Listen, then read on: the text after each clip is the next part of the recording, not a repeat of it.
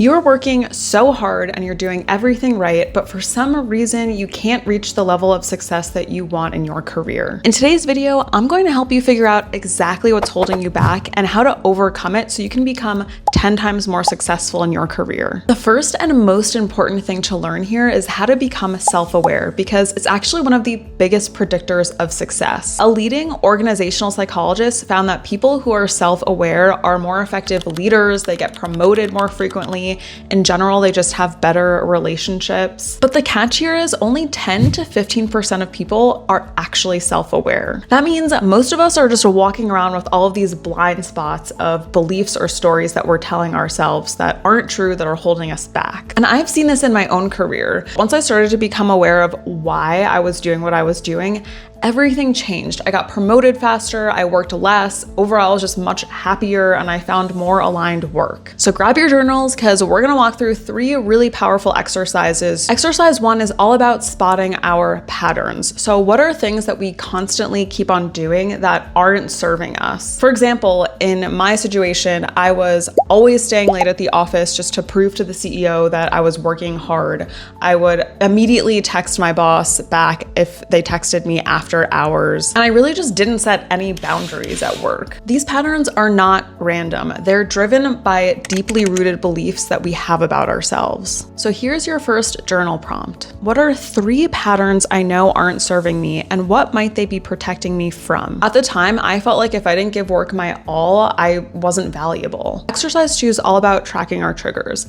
This means paying attention to anything that's happening throughout the week that is causing us some big emotion. Maybe that's anger or jealousy or stress. Although it's never fun to experience these big emotions, whenever they happen to me now, I see it as an opportunity to look at what's going on internally that is causing me this huge amount of stress. For example, is there someone on social media that you just really don't like or makes you uncomfortable? Before judging them, ask yourself, what about this person is triggering me? Did your manager say something that bothered you? I remember one time where I got feedback and it sent me spiraling. Not because it was bad feedback, but it was touching on a belief that I had about myself. I realized that because I didn't think that I was smart enough, I had a much bigger reaction to really valid feedback than it needed to be. So this is your next journal prompt. Who or what has been triggering me lately, and what might that be trying to show me about myself? Exercise 3 is a fun one because I want you to sit down and visualize your ideal workday. Go through every detail. What time do you wake up? What are you working on? Who are you working with? And as you're writing these down and thinking about it, what initial beliefs are popping up for you? Is it, I can't make that much money doing from something that I love, or I don't have enough time for that? That's the voice that's been running the show, and it's time to get rid of it. So your next journal prompt is, what beliefs come up when I imagine my ideal workday? Okay, hopefully we've sat down and we've done these 3 exercises. If you haven't done that yet, just pause the video and go through the 3 journal prompts. Now we're going to take a step back and look at everything we wrote down. Is there some kind of theme that you can pull out from your answers? Those are gonna be your biggest blocks. And the really good news here is once you start becoming aware of them, that's the first step to breaking free from them. So to give you a full example, a pattern could look like staying late and working really hard at work. A trigger could be getting really jealous of someone who got promoted, who seemingly doesn't work as hard as you or might not be as smart as you. And a belief that could come up when you visualize your ideal workday is, that's not possible for me. Most likely, one of the underlying themes there is not feeling good enough. Now that we've uncovered all of this, let's dive into how to actually shift away from it. The next step is gathering evidence that proves those beliefs wrong in 3 different ways. The first is going to be looking at our own past of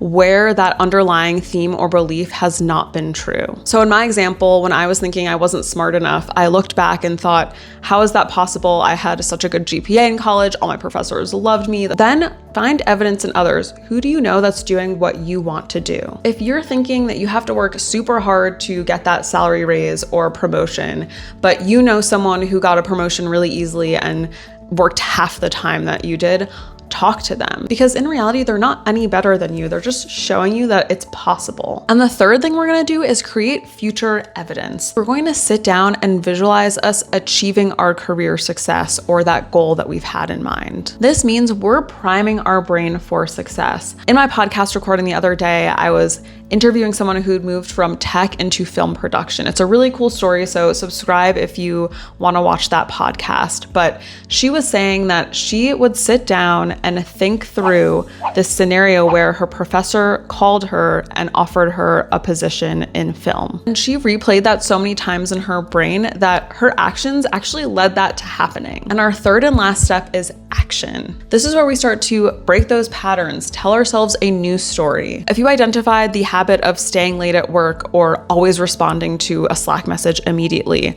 one day choose to do the opposite. If some negative thought pops into your head, interrupt the pattern and say, that's not my story anymore. When that trigger shows up, instead of immediately responding, just pause and get curious. This is how we build crazy self-awareness and rewire our brains for success so that whatever has been holding you back no longer holds you back. So just to recap, self-awareness is the key to success. When you can see your patterns, understand your triggers, identify the beliefs that are holding you back, and then take action to overcome them, you have unlimited potential. Once you do this, everything will fall into place. Your confidence, your business, that promotion. If you need help identifying some of these beliefs behind the patterns and triggers, feel free to book a free call with me below. I'm here to help. And subscribe for more videos on how to build work that you actually love. I will see you next time.